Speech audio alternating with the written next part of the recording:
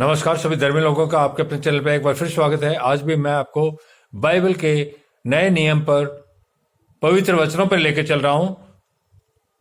मैंने कल जंगली बीज का दृष्टांत बताया था। आज उस जंगली बीज के दृष्टांत की व्याख्या करूंगा, अर्थात उसका मतलब क्या है।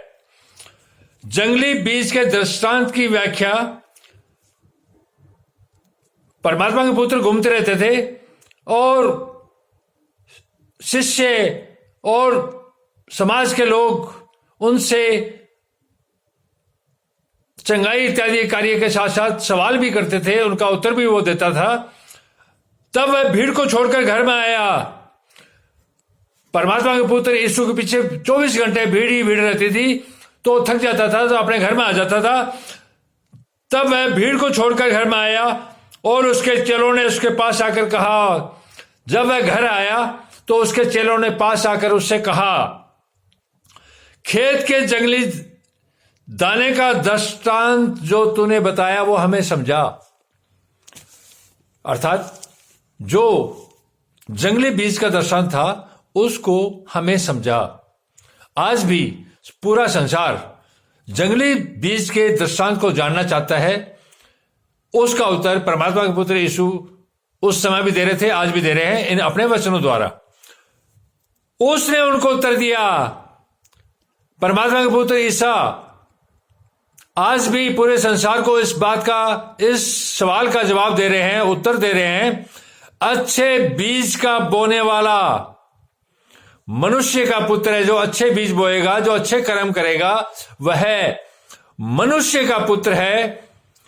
खेत संसार है, अर्थात जो खेत है वो संसार है। ये जो पूरा संसार है वो ये खेत है। इसके अंदर जो भी हम कर्म कर रहे हैं वो बीज है।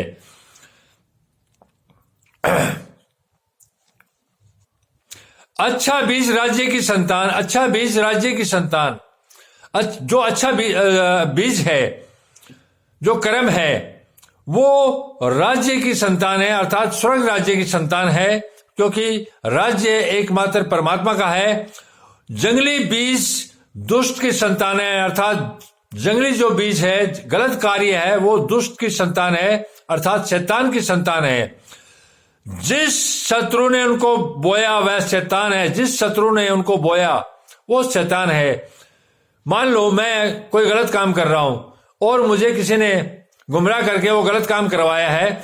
वो बीज जो मेरे में बोया गया है और मुझसे करवाया गया है वो शैतान द्वारा बोया गया है। जिस शत्रु ने उनको बोया वह शैतान है।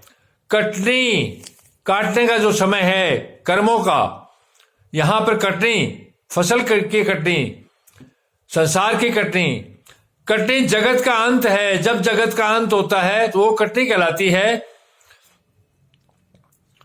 और काटने वाले स्वर्गदूत हैं। इनको जो, इस संसार को जो काटेगा वो स्वर्ग के दूत हैं।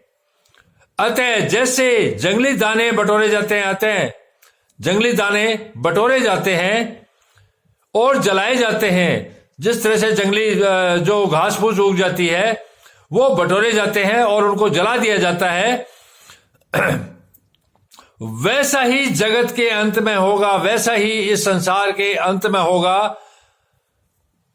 मनुष्य का पुत्र अपने स्वर्गदूतों को भेजेगा। मनुष्य का पुत्र अपने स्वर्गदूतों को भेजेगा। यहां परमात्मा के पुत्र ईसा बोल रहे हैं, क्योंकि वो अपने आप को मनुष्य का पुत्र बोलते थे कि मैं स्वर्गीय पिता के पास बैठा हुआ मनुष्य का पुत्र अपने स्वर्गदूतों को भेजूंगा। अर्थात मैं जिस स्वर्ग में बैठा हूं वहां से अपने स्वर्ग के दूतों को भेजूंगा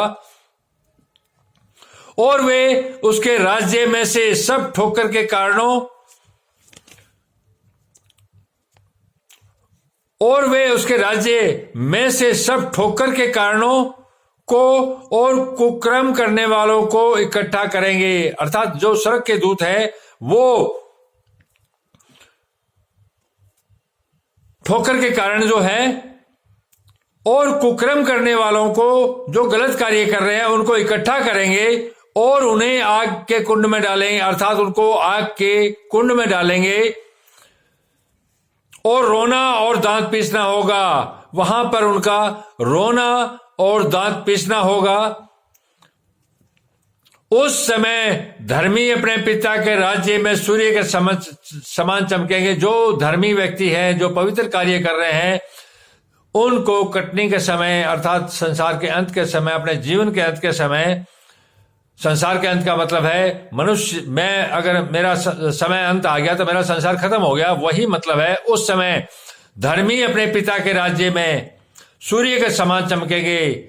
जो व्यक्ति धर्म के कार्य में और वचनों पर एकमात्र परमात्मा के रास्ते पर चल रहा है, वह धर्मी है और पिता के राज्य अर्थात परमात्मा के राज्य में सूर्य के समान चमकेगा। जिसके कान हो वह सुन ले, अर्थात जिसके कान हो वह सुन ले। यह जो वचन है परमात्मा के पुत्र यीशु द्वारा कहे गए हैं, जो पवित्र बाइबल में आए हैं। धन्यवाद, शुभ रात्रि, कल फिर मिलेंगे।